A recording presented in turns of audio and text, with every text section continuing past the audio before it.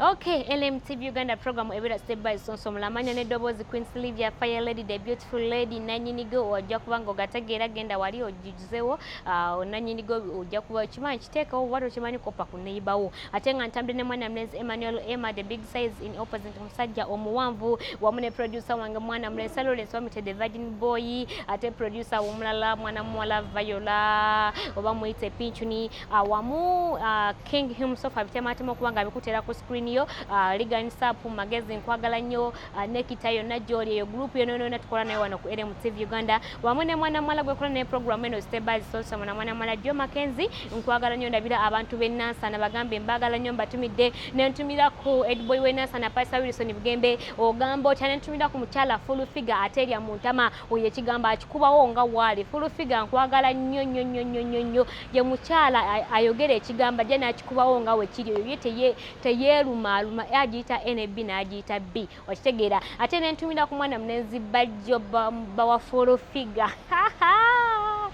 banange kwegambe ekintu kino consider nti full figure kati enyalemu ekunyumira kubanga omwami wo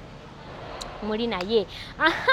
bwe bityo munnange natira abana balenzi wanene bangamye government basinza walene mu King Montage company abakwata emikolo bakwata video z'abayimbi bakwata filimu bakwata scientific wedding oyina kwadro oyina mbaga oyina birthday parties banange bakwata buli mukolo bayina kamera bayina zi Canon bayina zi 4K bayina zi drone bayina nyonye zikwata video banange bagambe tojja kwejisa bagambye bakoneko ku namba zisimu 0702104125 072010 tojja kubanga wejisa ate nenkolya ku kafo kano akalungi akawiriseni hotel wanene kasubi ku kidda Makerere ojja kubanga olaba kalina ennungi n'akapando ojja kubanga okalaba kyama bukyami yingira mu gate yabo ya Braka mwana wato ojja kubanga onyumirwa obulamu waliwo ebyokulya by'omulembe bayina customer care bayina ewokusula bayina ebyokulya bayina we batuza meeting oyagala ku surprise nga mwagalwa oyagala mukolera party oyagala mukolera birthday parties oyagala kola meeting jangu buzi waneno mwana wato tojja kwejusa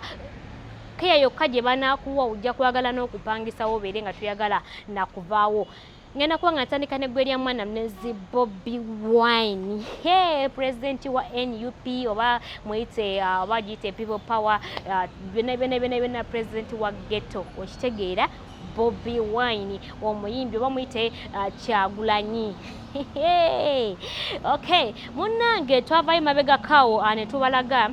ku lawyer Mabiriza yavayo nawabira mwana mlenzo no Bobi Wine namuwabira MP Kyagulanyi namwabira namugamba nti ebyensoma ye tebitegerekeka era abuza Bobi Wine te asoma biki nasala okubera nga agenda mu kkooti ekyasinza okubanga awabira Bobi Wine era nasaba kkooti emusalire omusango era emuwe ne suspe okubanga bamuwa emyaka 7 okubanga teyesimbawo mu nsonga y'ebyobufuzi byonna oba mu kifo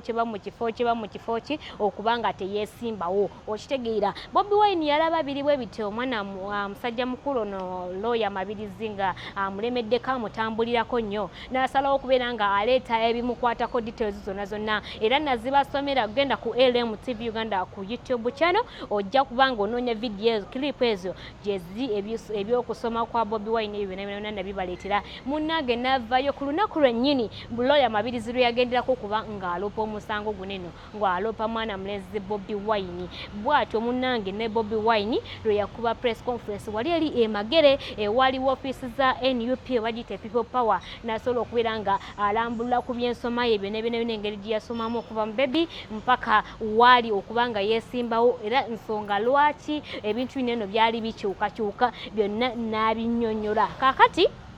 lawyer Mabirizi yalaba tekimumalidde ye omusango yasigala agenda nagwo maaso so lawyer n'agamba nti judge n'abawo olunaku olw'okudda mu kkooti so mwana mlezi Bobi Wine bw'atyo olunaku we lwatuuse mu wiiki eno teyasobodde kubanga alabikako teyalabiseeko lawyer Mabirizi yakunyiza kulinda Bobi Wine ng'alabikako ne balinda Bobi Wine ng'alabikako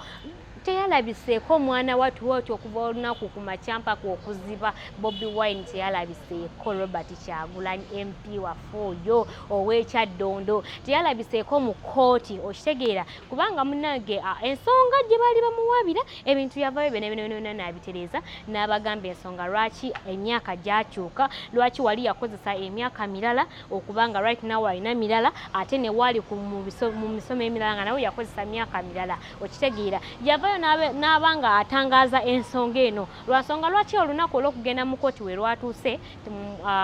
MP Robert Kyagulanyi yasobodde okubeera nga talabikako mu kkooti ndowooza yagenze okulaba nga tekyetaagisa munnange kubanga olwedde ebiri bye baali omusango gwe baali bamulopedde olwedde obujulizi yali abuleese buli kimu kyonna so bw'atyo Lawyer Mabiriza byasigadde nga atunula ng'alinda Bobi Wine okubanga munnange atalabikako mu kkooti nasobola okubeera nga akola ki nga atalabikako ate munnange ebyo ebifaananyi bya Lawyer Mabiriza gwe wenna atamumanyi eyawaabira Bobi Wine omusango gw'okubanga Bobi Wine abuzaabuza emyaka simanyi teyasoma simanyi biki era mbu simanyi tagwande kwesimbawo ku ntebe y'aba president bw'atyo olunaku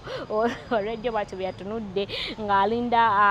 MP Kyagulanyi okubanga alabikako mu kkooti n'atalabikako wamu n'ebifaananyi bya ghetto president abamwita president wa NUP People Power ghetto president MP Robert Kyagulanyi Ekyaddondo nkugambye buli kimu buli linnya lyonna liri ku yeso byo ebifaananyi naye tewali atamanyi Bobi Wine wenyogera ku Bobi Wine mwenna mumutegeera okitegeera so byo ebifaananyi bye wamu n'ebya Lawyer Mabiriza gwe wenna abadde tamanyi